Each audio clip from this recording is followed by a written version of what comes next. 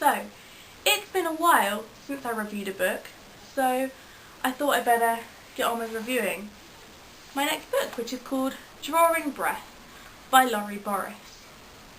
By the way, I apologise in advance if I sniff, and I apologise also for my face, because I have a cold and I feel a bit blur, but I wanted to get this video done before I forget what I read.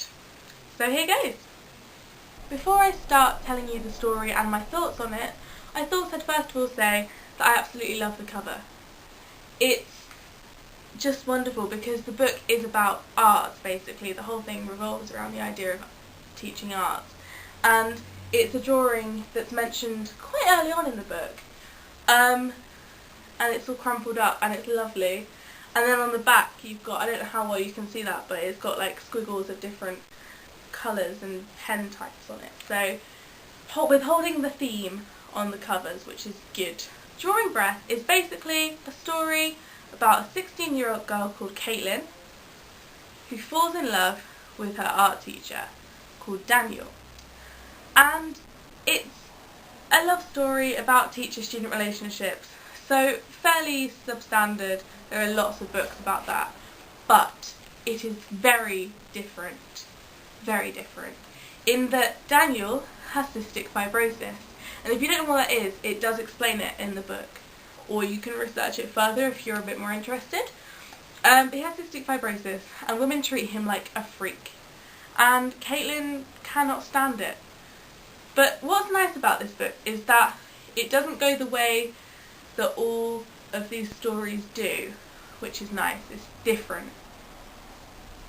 I think what I like about it the most is actually the fact that it doesn't go the way you want it to go, but it goes the way you know it has to, and it's told so well. It's fab. Also, the book is only 137 pages, which is nothing, but it's told so concisely that you just think, oh wow, there's no faff. I mean, faff is great in books, like description is wonderful, but there's description but not excessive amounts. It's just tell the story, and it's still emotional.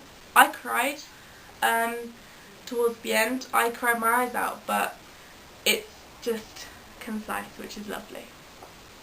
I don't think there's anything I particularly dislike about this book. I mean, it's just really good. It's warming, it's intriguing, you can't help but just get involved and fall in love with the characters and grow to hate some of the other characters.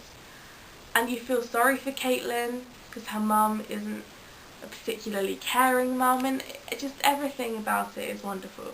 I definitely recommend it, and you know what? I'm going to give this book 5 stars.